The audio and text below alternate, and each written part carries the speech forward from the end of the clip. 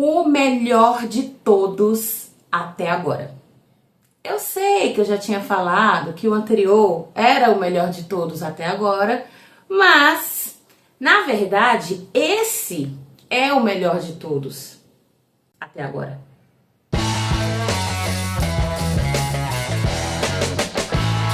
O livro dessa semana é A Torre Negra, volume 4, Mago e Vidro, de Stephen King. Um hino, tá?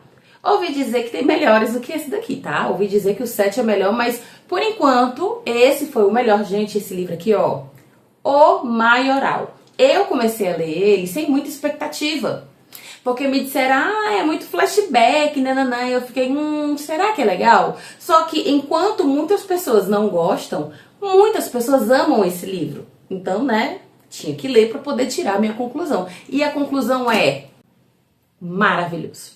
Maravilhoso. Olha o tamanho desse livro. Pensei que ia demorar um pouco mais, mas não demorei ainda bem.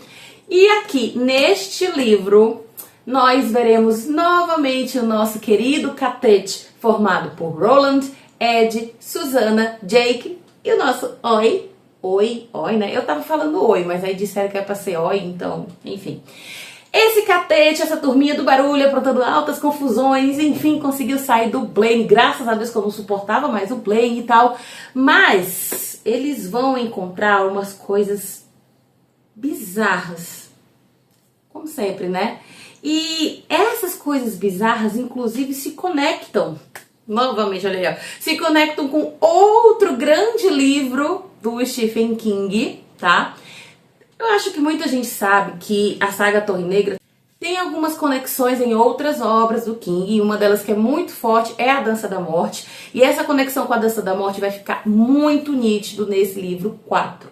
E em um determinado momento, a gente tem os flashbacks sim, porque em um determinado momento o Roland começa a falar sobre o passado com o catete dele, mais precisamente quando ele estava com o seu antigo catete, e quando ele conheceu o amor de sua vida. Sim, vai ter muito romance aqui. Inclusive é uma coisa que uns gostam, outros não. Eu confesso que eu gostei do romance, mas ele era muito dramático, muito exagerado. Mas por que era muito dramático? Porque o Roland era adolescente, entendeu? E, gente, adolescente é adolescente, né? Adolescente apaixonado, meu amor. Se você foi adolescente, você sabe como é que é. Se você é adolescente, você sabe como é que é, né? Se você não é adolescente ainda, eu não sei se você deveria estar assistindo esse vídeo, porque eu não sei se a classificação é pra você, mas enfim.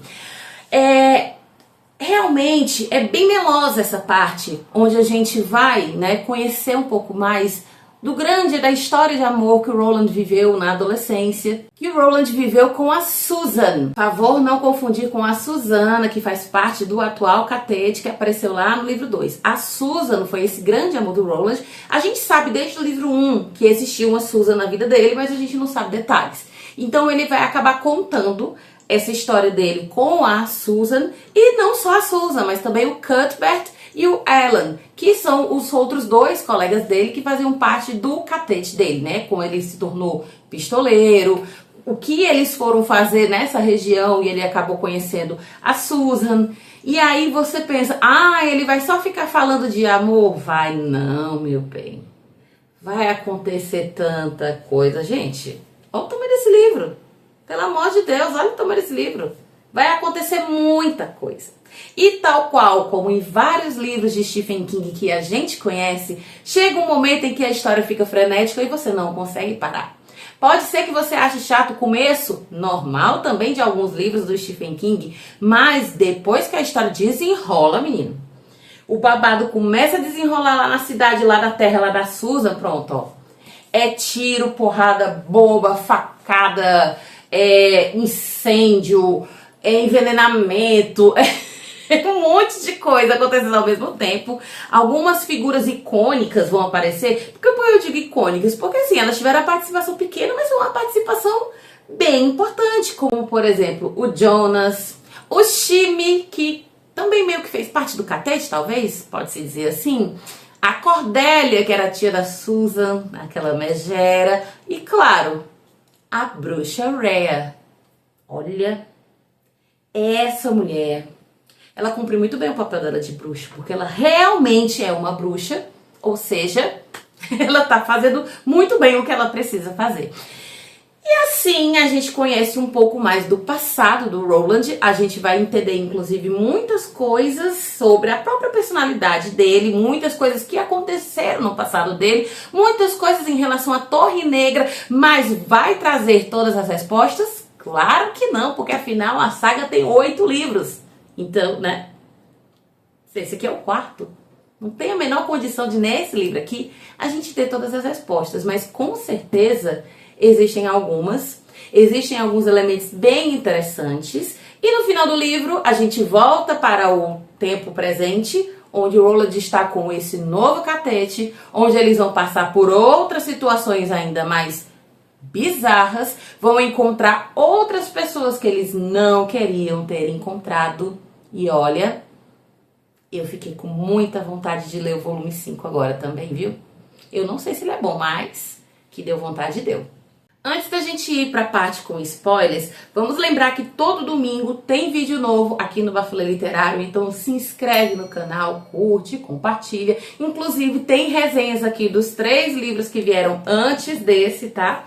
E também lembrar que o Bafulê também está no Instagram e no TikTok. Lá a resenha é sem spoilers. Então você pode pesquisar @bafulê.literário nessas 2 redes que você vai encontrar resenhas e outros conteúdos sobre livros, sobre autores, etc. Então agora a gente vai para os spoilers. Gente, muita coisa acontece, né? Muita coisa. Eu confesso que quando eu comecei eu tava sem saber se eu ia gostar ou não. E eu me surpreendi realmente de ter gostado muito desse livro. Claro, o relacionamento de Susan e Roland tem hora que fica... né? Ai, teens, né? Teens a gente tem que relevar, porque o adolescente ele é emocionado, né? Tá, então tipo, eu relevei isso, eu relevei o fato do King ser muito brega, assim, ele é meio, sabe, nas cenas de amor dele, não só nesse, mas em todos os livros dele, ele é sempre assim meio brega, meio cafona, assim, sabe, meio dramático. Ai, sei lá, gente, é o jeitinho dele, eu sei. Mas como eu já li outros livros do King, eu também, né, superei isso. O fato dele gostar muito de falar dos peitos das mulheres também é uma coisa que eu já deixei pra lá. Mas, tirando tudo isso, eu achei a história maravilhosa. Susan, eu não vou dizer que a Susan é uma personagem chata, mas eu também, não sei, eu não sei o que pensar sobre a Susan, mas ela com certeza teve uma importância muito grande pra história, né? Quando o Roland começa a contar a história, que aí ele fala que a Susan nessa cidade, ela estava prometida, entre aspas, pro prefeito da cidade, que era o Thorin, aquele velho nojento, asqueroso, imundo, que inclusive tem umas cenas no livro que você fica assim enojada, aquele velho babão ridículo, que ele é casado, mas como ele não tem filhos, então ele vai, né, tipo assim, ele meio que comprou a Susan, pra Susan ser uma amante dele, né? Basicamente é isso. Ela vai ser a amante dele pra gerar um filho pra ele. A gente já tem esse vislumbre inicial, um momento em que a Susan vai conhecer, né? Ela vai encontrar a bruxa Rhea, que a bruxa vai fazer um teste de virgindade com ela e tal. E, gente, a bruxa Rhea, ela é terrível. Mas eu achei ela uma vilã iconic, tá? Assim, terrível por terrível, a tia Cordélia da Susan também era insuportável, né? E ainda virou assim, fantochezinho na Mona Rhea depois. E aí o Roland se apaixona pela Susan, sendo que o Roland tá lá com o catete dele, né? Com o Cuthbert e o Alan. Eles estão usando nomes falsos, porque eles estão lá com uma missão que foi dada pelo pai do Roland. Nessa época ele já é pistoleiro, né? Ele se tornou pistoleiro já muito cedo. Só que as coisas vão desandar muito, entendeu? Porque as pessoas que trabalham para a proteção do prefeito, que são o Jonas e os outros 2, né, colegas dele, eles são pessoas que não são necessariamente pessoas do bem, não são nem um pouco do bem. Inclusive, subentende-se que o Jonas foi em algum momento um pistoleiro. Mas eles são maus elementos, tá? E eles estão trabalhando para uma outra pessoa que é muito chamado por eles de o bom homem, ou bom homem bom, que eu não sei em que ponto exatamente ele é bom. Só que eles estão lá com um outro intuito, entendeu? Eles fingem que estão protegendo a cidade, mas não estão. E o Roland e o catete dele meio que entende isso daí, né? E aí dá toda a confusão. E aí, pra completar, tem o fato que o Roland estava tendo caso com a Susan, sendo que a Susan era pra ser a gatinha do prefeito. E aí a Susan era pra ter perdido a virgindade com o prefeito, mas opa, ela perdeu com o Roland. Não julgo. Qualquer outra pessoa no lugar da Susan teria feito o mesmo. E aí, gente, é um caos, um verdadeiro caos. A história é tão caótica que, assim, eu não vou ficar falando sobre, porque não precisa, né? A única coisa que eu posso dizer é que foi massa. Eu achei massa. A bruxa Rhea, ela realmente é terrível. A mulher é o cão, mas, como eu disse anteriormente, ela serve muito bem o papel de bruxa, né? Gostei muito do desenrolar da história. Eu até achava que os colegas dele iam morrer nesse livro, mas não morreram ainda. Eu tô curiosa pra saber o que foi que aconteceu com Cut Bedweller, né? A Susan, eu já esperava, já imaginava, até pelo contexto que ela fosse morrer. Achei a morte dela bem cruel, né? Me lembrou até um pouquinho a loteria da Shirley Jackson. Eu já tinha comentado sobre essa conexão com a loteria quando eu fiz o vídeo sobre a loteria da Shirley Jackson. Nesse vídeo eu falei que no livro As Terras Devastadas, que é o volume 3 da Torre Negra, tem uma cena que remete muito à loteria. E aqui eu também achei um pouco parecido, não assim, de uma maneira diferente, tal, porque ela é condenada à morte, não é do mesmo jeito que no livro da Shirley, né? Mas ela é condenada à morte para a colheita, na festa da colheita. E a colheita é aquela coisa de tipo assim, a festa que é para a colheita ser boa. E aí ela morreu para isso acontecer. Então remete muito à loteria de Shirley Jackson, né? Que tinha esse lance de colheita também. Os americanos têm uma parada bizarra com colheita, né? Mas enfim. E deixa eu ver, eu gostei dos vilões, achei os vilões interessantes, apesar de serem muito ruins, obviamente. Eu gostei das descobertas que a gente faz, principalmente quando você descobre que foi o Roland que matou a própria mãe, por causa da Rhea, e por causa da famigerada bola da luz rosa. Menina, essa bola da luz rosa deu o que falar, viu? Essa parte aí é bem o Senhor dos Anéis, porque nitidamente essa bola era o My Precious, né? Ficava todo mundo tal qual o Sméagol com a bola, ficava todo mundo, ninguém podia nem triscar nessa bola, que ficava todo mundo, sabe, hipnotizado. Então, nossa, ela causou tanto, mas tanto, e eu sinto que ainda vai causar nessa história. Não sei. No começo tem a parte da conexão com a Dança da Morte, que mesmo eu não tendo lido a Dança da Morte, eu consegui entender a conexão de cara, porque eles aparecem eles encontram uma cidade que parece uma cidade do nosso mundo aqui, né? Planeta Terra. Mas não é. E o Jake, o Ed, a Susana, que são, né, do mundo, do nosso mundo, né? Vou dizer o nosso mundo, né? Não o mundo médio. Eles percebem essas diferenças. E aí a gente entende que existem vários mundos. Lembra que lá no livro 1 o Jake disse pro Roland, antes de morrer, que há outros mundos além deste? Aí eu achei uma parada meio Fringe. Tipo, tem outras realidades acontecendo ao mesmo tempo. Eu amei. Eu amei, porque eu adoro Fringe. Se você não conhece Fringe, essa série muito boa, que é antiga, mas tá no Prime, viu? E isso não é uma publi, porque o Prime não sabe nem que eu existo, tá bom?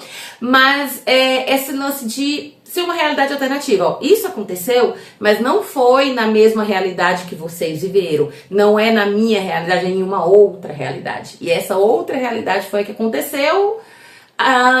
o vírus e todos os rolês do livro da Dança da Morte. E lá pro final também voltou ele, o querido que não é querido, aquele que fica aparecendo o tempo todo, que fica mudando de nome o tempo todo, que tá na Dança da Morte, que tá nesse livro. Apareceu ele, apareceu o Homem Tic-Tac. Nossa, eu detesto esse nome, Homem Tic-Tac. Mas o Homem Tic-Tac apareceu só pra ir de arrasta, né? Também foi uma participação muito pequena. Acho que eu fiquei meio... Foi com a referência ao Mágico de Oz, da partezinha final do livro, eu fiquei... sei, assim, sabe? Quando eles estão no caminho, que aí eles encontram os sapatos, aí eu fiquei, sapato. E é porque assim, gente, eu não tenho tanta lembrança do Mágico de Oz. Eu já assisti o filme do Mágico de Oz quando eu era criança. Eu lembro, eu era muito criança, então eu tenho pouca lembrança. Mas sapato, um caminho, aí o sapato vermelho, aí eu pronto. O Jake é a própria Dorothy. E foi mais ou menos isso, entendeu? Era meio uma coisa meio Oz, tinha uma coisa meio Mágico de Oz, que é fake, né? Que não é verdade, que não é de verdade. E na verdade quem tava por trás disso era o Homem Tic-Tac e o querido Randall Flagg barra Martin barra, sei lá, várias pessoas. E aí eu achei estranho, eu não vou mentir. Eu não vou dizer que é ruim, mas eu achei um pouquinho... Ai, King, será que precisava dessa referência do Mágico de Oz assim do nada? Eu acho que não. Mas só sei que eu gostei muito dessa história. Aí eu preciso fazer duas observações. A primeira observação, quando o Roland usa as palavras, né, com a Susan, pássaro, urso, lebre e peixe, eu fiquei pensando, será que o catete atual deles são o pássaro, o urso, a lebre e o peixe? Quem será quem? Porque são 4 pessoas, 4 animais, não sei, né? Não pesquisei sobre também. E meu segundo ponto, que não é um ponto nem um pouco positivo, é um ponto negativo, não é sobre a história em si, mas sobre a edição. E vai para a editora Suma, que não vai assistir esse vídeo com certeza, mas vai receber o meu e-mail. Vai. E com certeza não vai ser só o meu. E se você tem esse livro, é bom que você já fica de sobreaviso. Gente, vocês estão vendo essas marcações? Tem umas marcações em verde e umas marcações em amarelo, estão vendo? Então, essas marcações em verde são partes que eu gostei. E essas marcações em amarelo são erros. Como assim erros? Erros de edição. Uma palavra faltando. Uma letra que foi esquecida. 2 verbos juntos que era pra estar só um. Juro pra vocês, eu juro pra vocês. Na verdade não foi só uma coisa nossa, né? Na verdade, como eu tô lendo com um grupo, é uma leitura coletiva, muitas pessoas começaram a reparar. E aí, quando eu comecei a reparar, meu amor, eu ativei o modo professora de redação, que eu não sou mais professora no momento, mas isso daí, ó, anos e anos corrigindo redação, você não esquece. Eu consegui achar 13 erros de edição. O interessante é que desses 13 erros, 12 ficam na parte 3 e um erro fica na parte 4. Vocês estão vendo a concentração aqui? Tem muitos erros na parte 3, que inclusive é uma das melhores partes, que é a parte que acontece todo o bafulê da história. E, gente, como é que a editora deixa isso passar? Isso pra mim é um absurdo, porque, tipo, eu não sei em relação a quem tá comprando os livros separados. Eu comprei o box. Tá aqui, ó, o box. Tá vendo? Vem aqui. O box não foi barato. A maioria das pessoas do meu grupo de leitura comprou o box. Até porque no começo tava vendendo só o box. Depois é que começou a vender os livros separados. O box não foi barato. E aí, você pega um livro com um monte de erro chulo desses. Gente, erro de edição para uma editora famosa dessa daqui. Poxa, Suma, pelo amor de Deus, cara. Quem fez a revisão disso aqui, claramente não revisou isso direito. Porque são erros absurdos, gente. São coisas absurdas, assim, que gritam aos nossos olhos, sabe? Uma palavra faltando. Era uma risada era um grito de terror ou... Não tem outra palavra. Ou então é uma letra faltando, é uma letra a mais, uma conjugação verbal errada. São umas coisas assim tão ridículas que custa a gente acreditar que uma editora tão grande como essa deixou isso passar. E assim, gente, são erros tanto no livro físico quanto no e-book, tá? Porque tem gente do grupo que está lendo no e-book e encontrou os erros. Os mesmos erros, nas mesmas páginas. E aí, como é que fica? Eu vou mandar um e-mail. Vai servir de alguma coisa? Não sei. Mas que é ridículo, é ridículo. Inclusive, a gente fica até com receio de o que é que vem por aí. Porque no livro 1, no 2 e no 3, a gente não encontrou esses erros. Mas no 4 tem muitos. Então, será que vai ter também nos outros? O 5, no 6?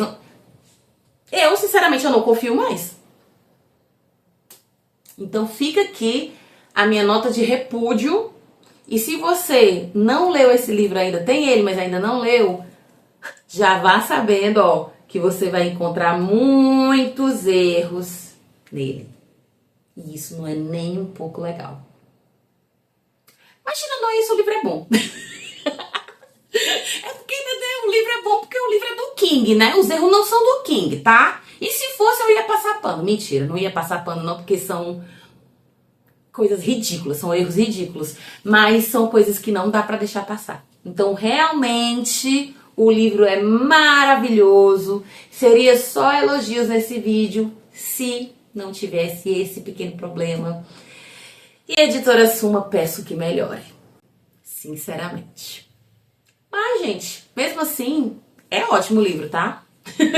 Se você tiver uma edição mais antiga, nas edições antigas, acho que não tem esses erros. Então, ó, já é uma boa oportunidade. O importante é que você leia. Se você estiver lendo A Torre Negra, se você tiver interesse, não se preocupe com o tamanho desse livro e nem se preocupe com os erros, tá? Porque mesmo assim, dá pra você acompanhar e curtir a história. E aí depois você me diz se gostou dele ou não, porque realmente é um livro que divide opiniões. Mas eu amei. Então, nosso livro da semana é A Torre Negra, volume 4, Mago e Vidro, de Stephen King.